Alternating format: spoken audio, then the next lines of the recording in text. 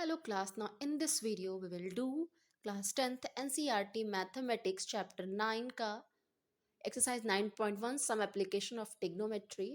So here we will do question number 14.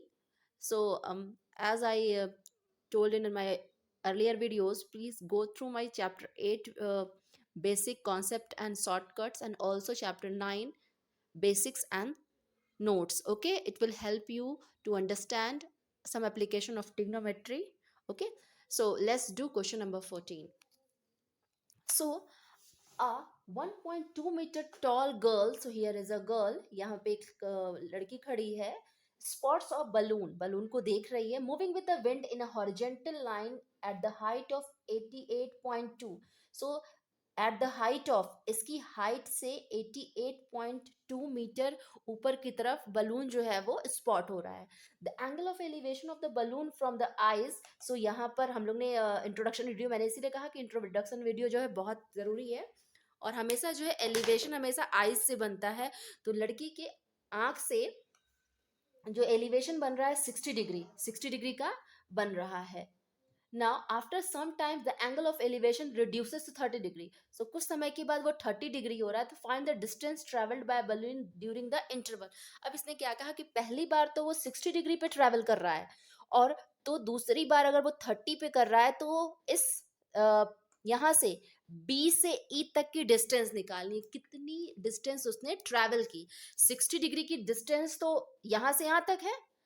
Okay उन्होंने कहा 60 से 30 डिग्री जाने में उसने कितना डिस्टेंस ट्रैवल किया है. सो हमें क्या निकालना है, बीई. अगेन उसने कहा एक बलून है, तो यहाँ पे भी ये भी पूरा जो है वो 88.2 होगा. डीई सी से लेके यहाँ तक, इसको आप पी मान लीजिए, इसको क्यू मान लीजिए. तो सी पी और डी क्यू दोनों 82.2 होंगे, और ये सी बी जो है, ये जो बी है, ये कितना होगा हमारा, 82.2 से 1.2 को माइनस कर देंगे. अब हमें बीई की वैल्यू निकालनी है. तो सबसे पहले करते हैं लेट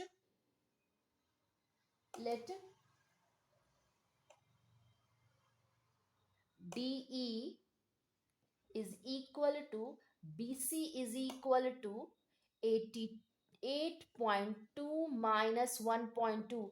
लड़की की लंबाई निकालेंगे ना, क्योंकि बलून जो है यहाँ से लेके पूरा यहाँ तक जा रहा है, लेकिन उसकी आइज से एलिवेशन बन रहा है, तो हम ये ट्रायंगल पूरा लेंगे, तो इस 1.2 को माइनस कर देंगे. सो ये हो गया हमारा 0, 81, ये हो गया 87. सो इट इज 87, कितना हो गया ये, मीटर. ओके नेक्स्ट अब हमारा क्या है, हमें निकालना क्या है, फाइंड करना क्या है, फाइंड हमें करना है BE, distance travelled by balloon, distance travelled by balloon, that is BE. So चलिए निकालते हैं. हम सबसे बड़ी वाली ट्रायंगल है, in triangle C A B tan 60 यानी tan theta is equal to B C upon A B, perpendicular upon base. So tan 60 degree is equal to BC हमारा कितना है 87, और AB हमें नहीं पता. सो ये हो गया √3 is equal to 87 upon AB. So AB इधर चला गया, so AB is equal to 87 upon √3. So √3 से √3 ऊपर नीचे मल्टीप्लाई हो गया, तो ये AB इज इक्वल टू आया 87 √3 अपॉन √3 3 हो गया. अब इसको डिवाइड कर लीजिए, 3 1 जा 3. ओके और ये 3 से जब इसको करेंगे तो कितना आएगा, 3 2 जा 6 और 9, इसका मतलब 29 √3 metre. Okay 29 √3 metre. Okay next in triangle, अब बड़ा वाला ट्रायंगल लेंगे, D A E, in triangle D A E tan theta is equal to होगा क्या है इसका, डीई अपॉन पूरा ए ई, पूरा ए से लेके ई तक. तो ये हो गया tan 30 degree is equal to DE को मैं क्या लिख सकती हूँ 87, ए ई क्या है हमारा ए बी प्लस बीई, ये फ्रॉम ये 1 हो गया हमारा, तो ये क्या हो गया 1/√3 is equal to 87, A B की वैल्यू है 29√3।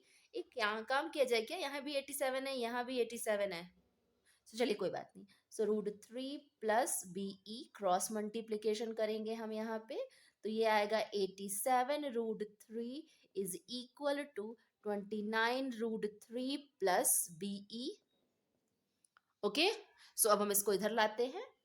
सो 87√3 minus 29√3 is equal to BE। So ये 29 से √3 हम कॉमन ले लेंगे, so 87 minus 29 is equal to BE। So √3 into 17 में से 9 गया 8, ये हो गया आपका 7, 7 में से 2 गया 5, 58 is equal to BE। Okay,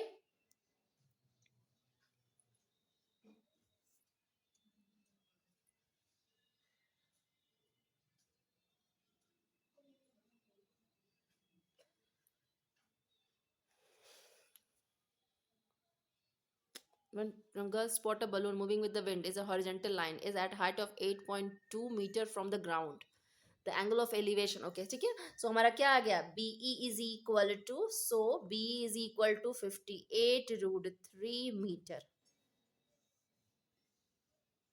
okay, hence अब यहां लिख लीजिए आप, हेंस डिस्टेंस कवर्ड बाय